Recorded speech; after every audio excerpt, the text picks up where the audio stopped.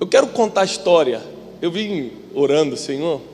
Tem 1 milhão de coisas para falar sobre sabedoria. Eu posso falar sobre exatamente 1 milhão de coisas. Sabedoria para criar filhos, sabedoria para lidar com a mulher, que não é uma dificuldade. Você já reparou que só mulher que vira sogra?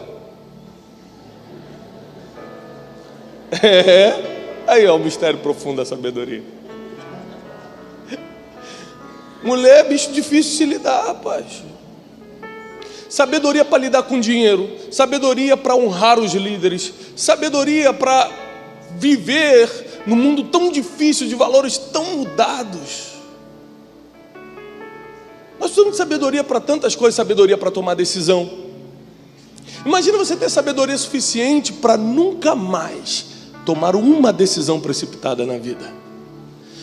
Imagine a partir de hoje todas as suas decisões forem assertivas. Sabedoria para escolher com quem vai andar. Nós somos a média das 5 pessoas que convivemos. E a gente acaba escolhendo essas pessoas inconscientemente, sem perceber. Estamos modelando o nosso destino erroneamente, porque às vezes escolhemos inconsciente pessoas erradas.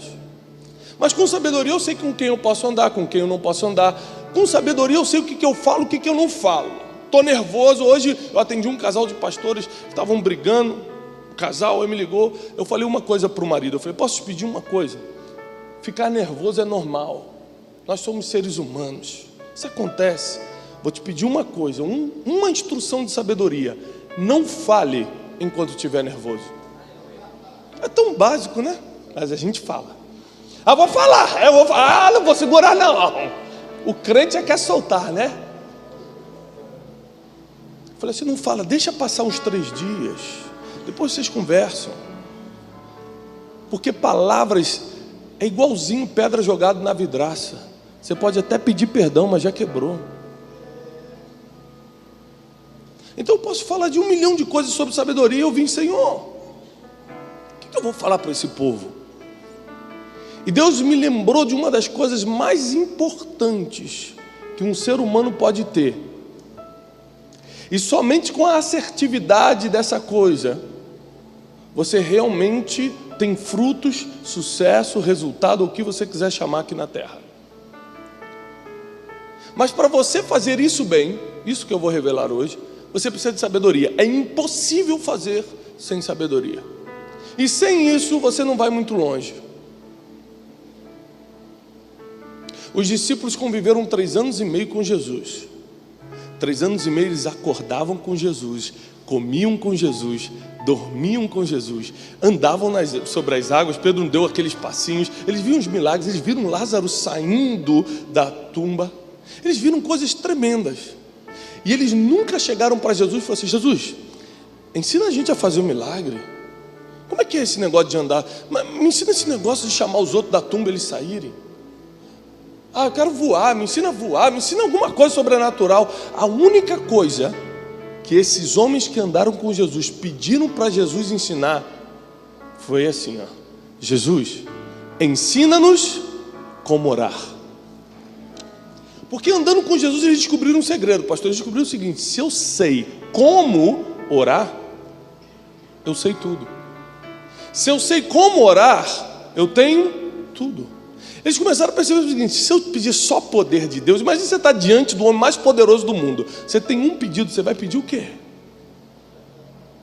Vai pedir um carro? O carro acaba. E hoje em dia passa 1 ano, você não suporta mais andar naquele carro, você está vendo outro. O mundo está tão competitivo, você acabou de comprar, já enjoou, porque já tem 5 lançamentos. E o cérebro humano não suporta a comparação. Os graus comparativos são muito difíceis para nós. Então a gente enjoa fácil. O que você pode pedir para um homem muito poderoso? O que você poderia pedir para Deus se Ele pessoalmente se apresentasse diante de você e falasse, me pede o que você quiser?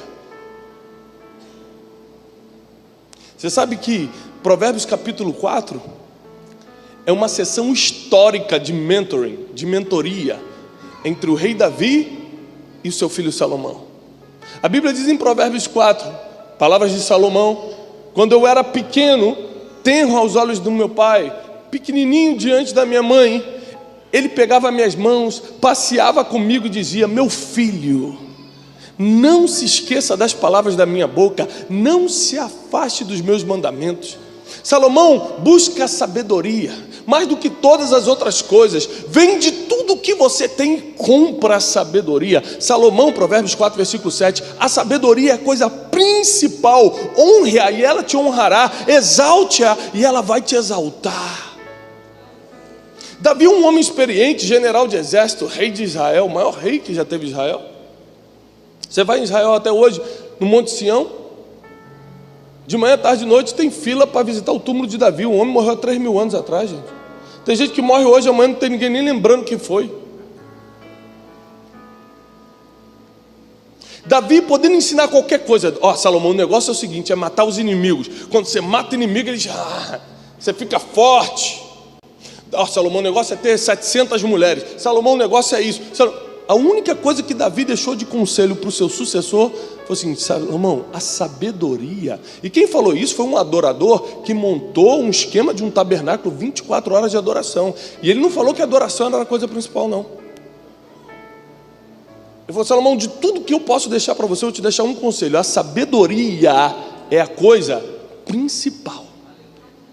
Porque sem ela você não vai saber fazer mais nada, nem governar, nem orar, nem pedir. Você vai ter a oportunidade de pedir, vai pedir mal. Tiago capítulo 4, pedis e não recebeis porque pedis mal. A gente não sabe pedir. Por que não sabe pedir? Porque a gente não tem sabedoria. Deus abre uma porta de emprego, a gente perde. Por quê? Deus abre a porta, mas quem mantém é você. Deus te dá o casamento, quem mantém é você. Deus te dá uma empresa, quem administra é você. Sem sabedoria você perde. E os discípulos convivendo com Jesus, sendo mentoreados com Jesus, assim como Salomão foi mentoreado por Davi, e quando Deus aparece para Salomão e fala: pede-me o que quiseres. Ele tinha 15 anos, 14 anos. A Bíblia não informa exatamente, mas os teólogos arriscam por aí. Um adolescente que tem a oportunidade de pedir uma coisa, pede iPhone 7S. Pede viagem para Disney. Ele pede para namorar a menininha mais bonita da cidade. Eu sempre aconselho a todo mundo, aos alunos que eu tenho, às pessoas que eu ministro, que leiam a Bíblia com um pensamento crítico, com olhos críticos. Se a Bíblia é verdade, não tem problema nenhum em você criticar até Deus te falar o que você não entendeu. Então não entra na minha cabeça um adolescente de 14, 15 anos pedir sabedoria, podendo ter pedido qualquer outra coisa. Mas é claro, aí vem a Bíblia e mostra. Ele foi instruído, ele foi mentoreado pelo pai a pedir isso. Então quando Deus aparece e fala: pede o que quiser, sabedoria, não tenho dúvida. Meu pai enche o saco desde criança.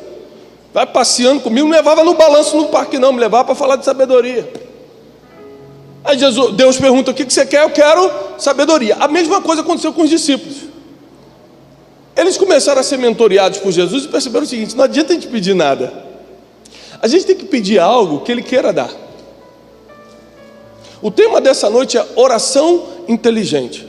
Se você não aprender a ter sabedoria para orar, você nunca vai receber. Aliás, deixa eu fazer uma pergunta triste. Quem aqui já pediu algo a Deus e nunca recebeu? Levanta a mão. Não, vou repetir, você não entendeu. Quem aqui já pediu algo a Deus e nunca recebeu? Levanta a mão. Só eu? Já viu que quando o pastor fala levanta a mão, todo mundo levanta também? Quem aqui já matou ninguém? Não, porque eu matei, pastor também. Levanta o seu, matei.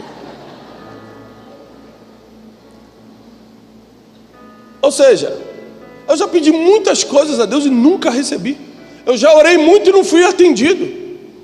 Mas como pode nós servirmos a um Deus todo poderoso e não termos esse poder para mostrar para os amigos? É claro que a gente tem que ficar enchendo o saco do cara para vir no culto. E ele fica: pô, lá vem esse crente chato de novo me chamar. Porque ele não vê o poder de Deus em nós. Se ele visse o poder de Deus, você não precisava nem chamar. Ele ia correr atrás de você. Mas ele não vê tuas orações sendo respondidas. Ele não vê o respaldo dos céus na tua vida da terra.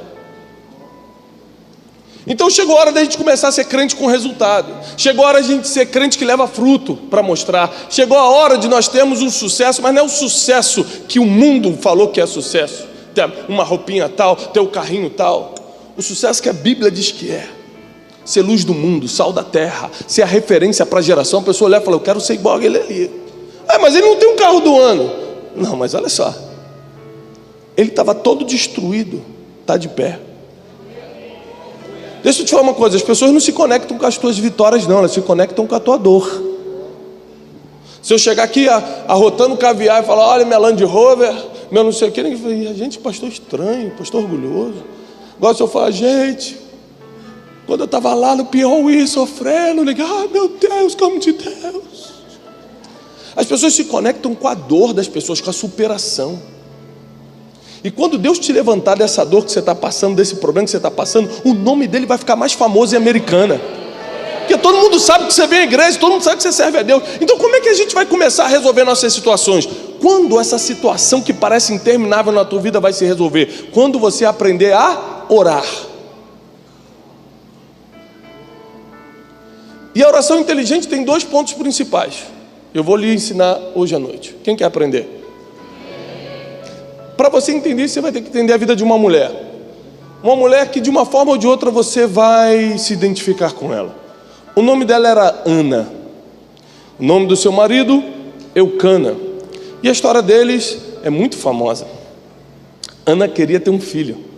E todos os anos ela subia a Siló para sacrificar e pedir a Deus um filho. Ana era estéril. Mas era estéril em uma época que não ter filhos a condenava como uma rejeitada por Deus. Se você hoje não pode ter filhos, você fala: gente, um problema técnico, né? Não posso. Naquela época, não ter filhos era: Deus te abandonou, Deus te rejeitou. Não ter filhos era: você não vai ter descendência. Era vergonha, era exclusão, era uma decadência. Uma época religiosa e machista. Uma mulher não poder procriar. E por anos ela orou, pediu e não recebeu. A Bíblia diz que ela já estava tão entristecida que ela já não comia nem bebia, ela não aguentava mais. E de repente aparece uma mulher na história chamada Penina. Penina, todo mundo tem uma Penina na vida. Penina é aquela pessoa que foi levantada por Deus para te perturbar. Fala: não foi o diabo? Não, claro que não. O diabo veio para matar, roubar, destruir. Perturbar não. Perturbar é sogra, são as tuas más decisões, é quando você estoura cartão de crédito. Isso que é perturbação. Olha só que interessante. Penina começa a humilhar. Penina começa a mexer com as emoções de Ana. E começa a falar: você não pode ter filhos, eu posso.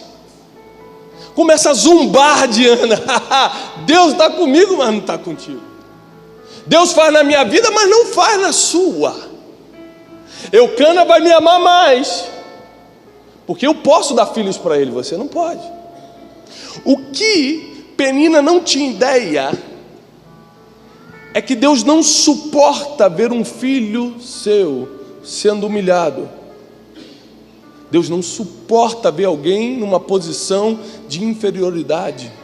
Entre um poderoso e a viúva, ele vai na viúva. Entre o rico e o mendigo, ele vai no mendigo. Entre quem tem pai, mãe e quem está abandonado, quem é órfão, ele vai no órfão. Ele é o pai dos órfãos, juiz das viúvas.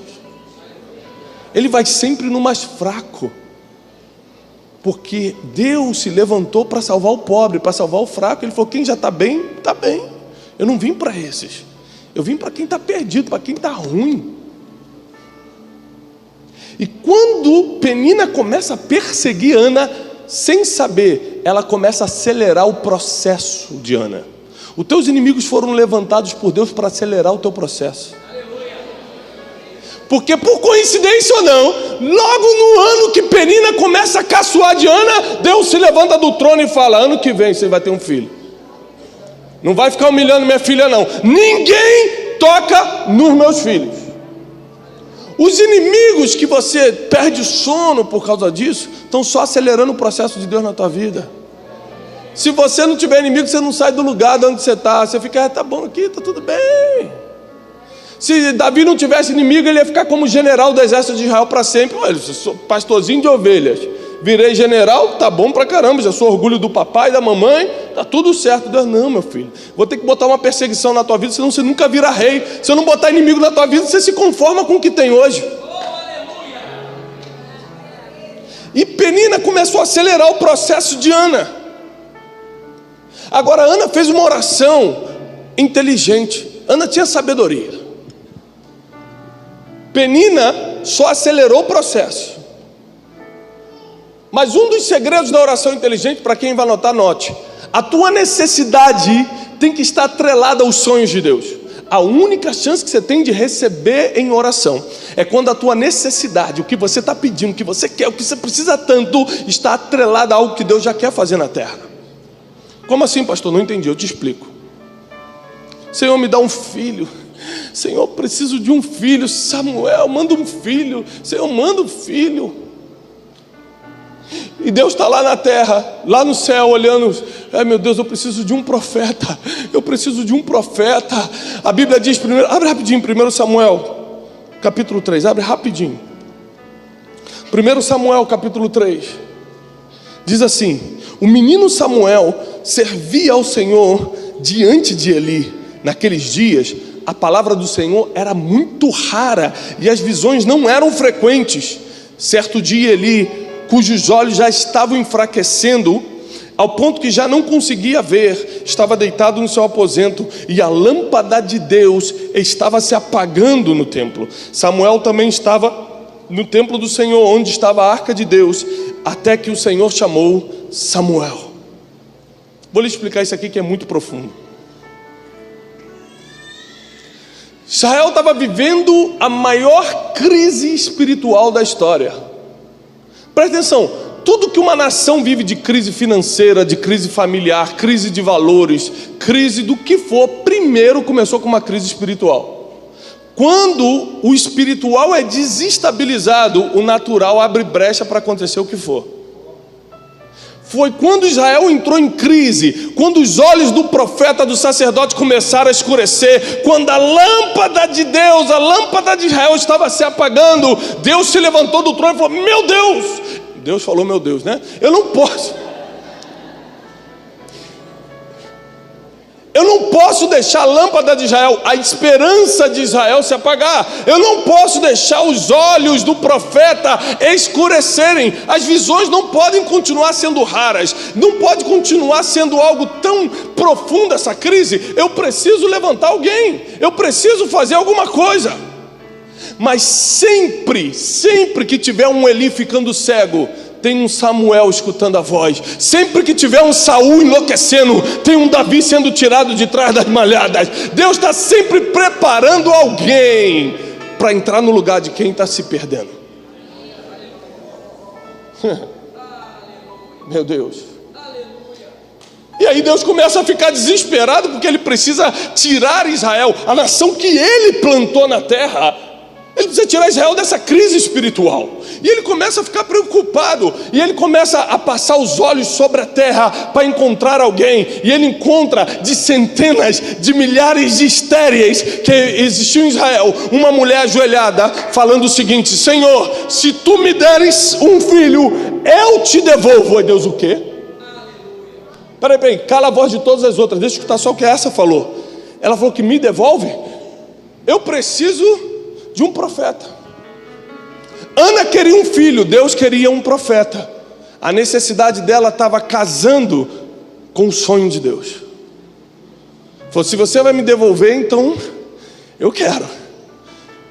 Manda para ela. Manda para ela, a bênção é para ela. Anjos, intercedam, desce. Vamos fazer tudo mover em favor dela. E nasce Samuel. Porque o pedido de Ana era a mesma coisa que Deus queria. Deus deu um filho para Ana e Ana deu um profeta para Israel. O primeiro segredo de você ter sabedoria para orar é pedir algo que Deus quer fazer. Vou lhe contar um breve testemunho. Terça-feira agora eu preguei numa das maiores igrejas de São Paulo, e quando eu desci, tinha 32 convites, na descida, descendo do altar. E nenhum dos 32 convites eu pude atender. Por quê? Porque até fevereiro de 2018, eu não consigo atender nenhum convite mais, nem dia de semana. Nunca na minha vida, nunca na história da minha vida, eu botei algo na internet do tipo agendas abertas. Nunca na minha vida eu pedi para alguém para pregar. Eu nunca na minha vida pedi para alguém me apresentar alguém para me conhecer, para eu pregar. Todas as vezes você vê lá nas minhas redes sociais, eu entrando no avião, no país que for, no estado que for, pregando, é porque Deus tocou no coração da pessoa, ela ligou e convidou, porque eu nunca pedi para ir. Sabe por que eu estou te falando isso? Porque há anos atrás eu estava quebrado, arrebentado. Eu era empresário no Rio de Janeiro, uma empresa arrebentou, ficamos em milhões, os amigos abandonaram, aquelas histórias que todo mundo já conhece como é. E eu estava no meu quarto, comecei a orar, falei, Senhor, é muito sofrimento, a família sofre, os amigos abandonam, chegam as ameaças, você não sabe o que mais, você perde a identidade. Senhor, eu lembro que eu fiz essa oração, eu só orei uma vez isso na minha vida. Falei assim, Senhor, me levanta, para que ninguém mais passe pelo que eu estou passando. Se você me levantar, ninguém que passar pela minha vida vai sair sem a instrução emocional, financeira e espiritual para nunca passar pelo que eu estou passando. Deus, justamente o que eu estou procurando. O meu povo está perecendo por falta de conhecimento, meu povo está na ignorância, então é você que eu vou levantar. De um dia para o outro, de uma terça para uma quarta, Deus me levantou. Porque quando a tua necessidade está atrelada aos sonhos de Deus, é de um dia para o outro. Ana ficou orando anos, mas quando Deus resolveu, foi de um dia para o outro. A segunda coisa que você tem que aprender para fazer uma oração inteligente: você tem que parar de pedir para os teus próprios deleites. Tiago já diz, o apóstolo Tiago, pedis e não recebeis porque pedis mal, para gastardes com vossos próprios deleites, vossos próprios prazeres, com a tua própria vontade, com você mesmo. Jó só foi abençoado quando orou pelos seus amigos. Abraão só foi abençoado para que todas as famílias da terra fossem abençoadas. Presta atenção, Deus só te abençoa não é por causa de você, é por causa da tua descendência, é por causa dos teus primos, é por causa da cidade americana, é por causa do Brasil. Ele está mandando algo para você ser o administrador para as outras pessoas que ainda não sabem como receber de Deus. E você está preocupado, Deus me dá um carro, Deus me dá uma casa. Deus... Se você for abençoado hoje, quem ganha com isso? Se o milagre que você está pedindo a Deus chegar hoje, quem sai ganhando? Porque se não forem muitos, pode acreditar no que eu estou falando, vai demorar muito a chegar.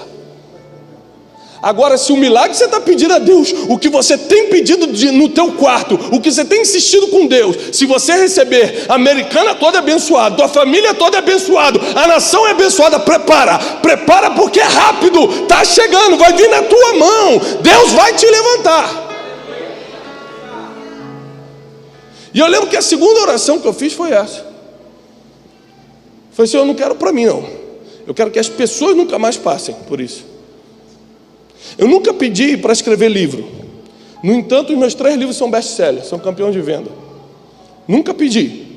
Deixa eu abrir esse aqui, eu já te dei esse. Eu vou te dar outro. Não tirei não, né? Se só abrir, eu te dou. Nunca liguei para uma editora. A maior editora dos Estados Unidos publica meus livros. A maior editora da Argentina, Colômbia, México publica meus livros. A maior editora do Brasil, cristã, publica meus livros. Nunca liguei para eles. Porque eu falei assim, Senhor, como é que eu posso tirar as pessoas da ignorância? Deus falou assim, escrever, né? A educação é a única forma natural de tirar uma pessoa da ignorância. É a educação. De um dia para outro, Deus me capacitou. Comecei a escrever. O maior escritor do Brasil começou a me mentorear.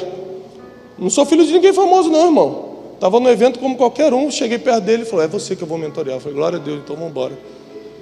Prefaciou meu primeiro livro. E aí começou. Quando eu vejo alguém forçando para ser alguma coisa, quando eu vejo alguém forçando para ter uma agenda, alguém forçando para fazer, eu fico, meu Deus, será que essa pessoa não sabe orar? Porque tem tanto poder na oração que os discípulos, convivendo com o Messias, perguntaram, Senhor, ensina-nos. Pediram, ensina-nos como orar. Eu não falei, ensina-nos como fazer milagre. Se eu fizer milagre e não souber como orar, só vai ficar um tempo. Se eu pedir casa e não souber como orar, eu vou perder. Eles começaram a entender o poder da oração, mas sabedoria para orar. Fazer uma oração inteligente, uma oração que realmente gere resultados para a nação, para o Brasil e para a tua descendência. Deixa eu falar, Deus tem um pacto com a tua descendência, não tem um pacto contigo, Ele tem um pacto com as gerações. Quando você recebe uma bênção, Ele já separa as próximas 4 gerações. Teu filho, os filhos dos teus filhos vão comer de uma bênção que você está recebendo aqui, eles não vão nem saber, já estão sendo abençoados lá na frente. Deixa eu te falar uma coisa. Deus fez um pacto com Davi, Deus fez uma aliança com Davi. Davi morreu, Salomão assumiu, ficou um tempo bem, no final da vida começa a enlouquecer. Começa a adorar outros deuses, se prostituir, fazer tudo que desagradava ao Eterno. Deus se enfurece, diz a Bíblia que Deus desce para ferir a Salomão, e a Bíblia diz assim, levantando Deus para ferir